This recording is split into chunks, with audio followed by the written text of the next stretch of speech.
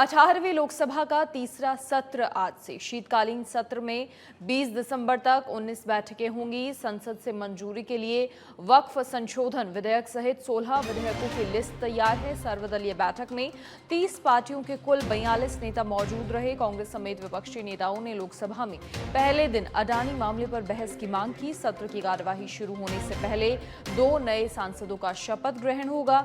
शीतकालीन सत्र के दौरान कुल 16 विधेयक पेश किए जाने हैं। इनमें 11 विधेयक चर्चा के लिए रखे जाएंगे, जबकि 5 कानून बनने के लिए मंजूरी के लिए रखे जाएंगे। वन नेशन वन इलेक्शन के लिए प्रस्तावित विधेयकों का सेट अभी सूची का हिस्सा नहीं है। सत्र में कुल 16 बिल, 11 पर चर्चा, 5 मंजूरी के लिए होंगे पेश। तो आज से संसद का शीतकालीन सत्र शुरू होने जा रहा है और ऐसे में संसद से मंजूरी के लिए वक्फ संशोधन विधेयक सहित 16 विधेयकों की लिस्ट तैयार है।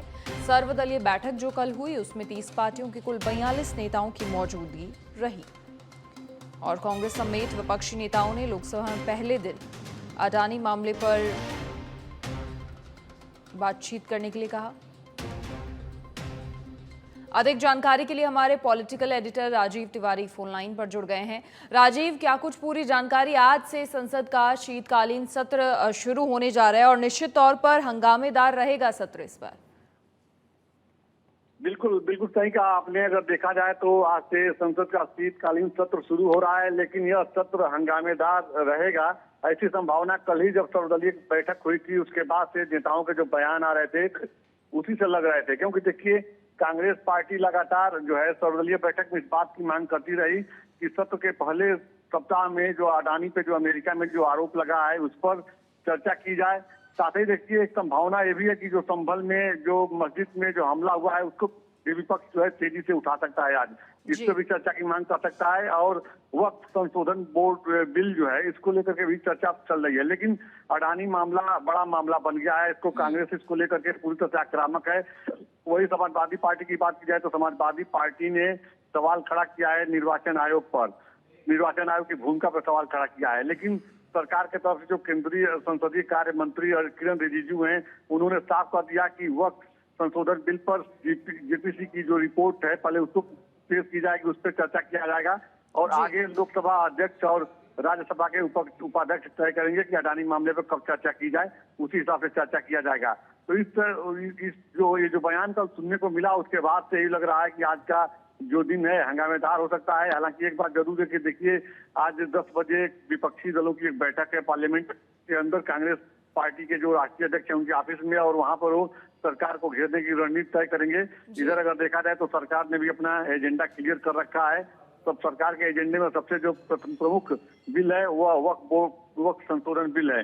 लिहाजा जेपीसी की जो रिपोर्ट है उसको सबमिट किया जाएगा और सरकार के तरफ से उस पर चर्चा की बात की जाएगी। जी अच्छा, देखिए, इसके अलावा एक खास बात और है कि सत्र के दूसरे दिन यानी कल 26 नवंबर को संविधान दिवस भी है। तो ऐसे में संविधान को अपनी 75वीं वर्षगांठ पर संविधान सदन के सेंट्रल हॉल यानी पुरानी जो संसद है वहां पर कार्यक्रम का भी आयोजन होगा, क्योंकि अभी तो देखिए सितंबर 2023 से पूरा कामकाज जो है वो नई संसद से ही चल रहा है।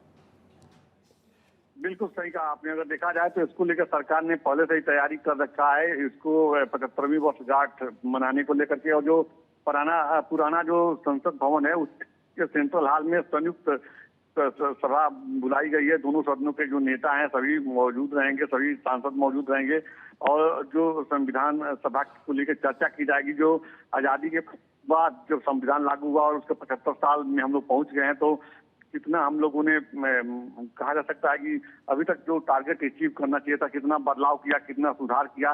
क्योंकि देखिए, संविधान में बहुत से ऐसे पहलू रहे हैं जो समय समय पर बदलते रहे हैं और समय समय पर उसमें और भी चीज ऐड किया गया है। तो इन तमाम चीजों को लेकर के चर्चाएं की जाएंगी, सबकी उस पर राय जानी जाएगी और सरकार इसकी तैयारी लंबे समय से की थी और कल का दिन बहुत ही महत्वपूर्ण है अगर देखा जाए तो इस हिसाब से। जी, और इसी के साथ देखिए, सत्र में कुल 16 बिल, 11 पर चर्चा, 5 मंजूरी के लिए भी पेश होंगे और वन नेशन वन इलेक्शन के लिए जो प्रस्तावित विधेयक है उसका सेट अभी सूची का हिस्सा नहीं है। हालांकि इसे लेकर लगातार विपक्ष की ओर से कहा जा रहा था कि सभी को विश्वास में लेना जरूरी है। इस पर क्या कुछ जानकारी? बिल्कुल सही कहा आपने। अगर देखा जाए तो देखिए, one nation one election bill जो है अब इस सत्र में तो नहीं आएगा, अगले सत्र में उम्मीद जताई जा रही है, क्योंकि सरकार इसको भी लेकर पूरी तरह से गंभीर है। लेकिन उम्मीद एक यही थी कि इस सत्र में सरकार बिल लेके आ सकती है, लेकिन जैसा कि विपक्षी नेताओं का कहना है और सरकार भी अपने हिसाब से एक नया रोड मैप तैयार करिए, सबको विश्वास मिले करके इसको जो है बिल पेश करने की तैयारी में है। तो यह जो शीतकालीन सत्र जो शुरू हो रहा है, इस सत्र में जो है यह बिल नहीं आ पाएगा, जो सूत्रों से जो जानकारी मिल रही है।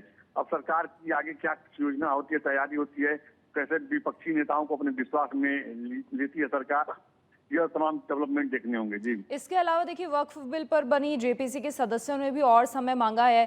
29 नवंबर को संसद में रिपोर्ट पेश करने की उम्मीद संयुक्त समिति की, लेकिन ये तो तभी संभव है जब मॉनसून सत्र में जो समय सीमा दी गई उसका पालन होता है, क्योंकि जेपीसी को सत्र के पहले हफ्ते आखिरी दिन अपनी रिपोर्ट कहीं ना कहीं पेश करनी होती है और विपक्षी सदस्यों ने पैनल को अपनी रिपोर्ट के लिए समय बढ़ाने की भी मांग की है। बिल्कुल। देखिए, अगर देखा जाए तो जेपीसी की बैठक में जो विपक्षी मेंबर हैं जेपीसी में, उनका रवैया सही नहीं रहा। जगदम्बिका पाल जो कि इसके अध्यक्ष, उनके हिसाब से यहाँ तक टीएमसी सांसद जो इसमें मेंबर हैं, वो सुझाव रखते सामने, जिस तरह से उन्होंने बोतल तोड़ दिया अपने हाथ, उनके हाथ में चोट आ गई, तो ये तमाम जो घटनाएं घटी हैं इसको लेकर के जो है वही चिंता रहा है। तो उनके तरफ से समय मांगा गया है, लेकिन जब जगदम्बिका पाल की तरफ से रिपोर्ट तैयार कर लिया गया है और जो समय निर्धारित किया गया था कि जब शीतकालीन सत्र शुरू होगा उसके पहले ही सप्ताह में इस रिपोर्ट को पेश करना है, तो जैसा कि कल सर्वदलीय बैठक हुई उसमें भी इसको लेकर चर्चा की गई, तो सरकार अपने तरफ से पूरी तैयारी में है इसको पहले सप्ताह में ही पेश करने को लेकर के। अब विपक्ष का क्या रवैया होता है पार्लियामेंट के अंदर, यह देखना होगा। फिलहाल वक्त संशोधन बिल को लेकर सरकार पूरी तरह गंभीर है और इसी सत्र में पास कराने की पूरी तैयारी में लगी है। जी, चलिए राजीव, बहुत शुक्रिया तमाम जानकारी साझा करने के लिए आपका। तो संसद का शीतकालीन सत्र आज से शुरू होने जा रहा है और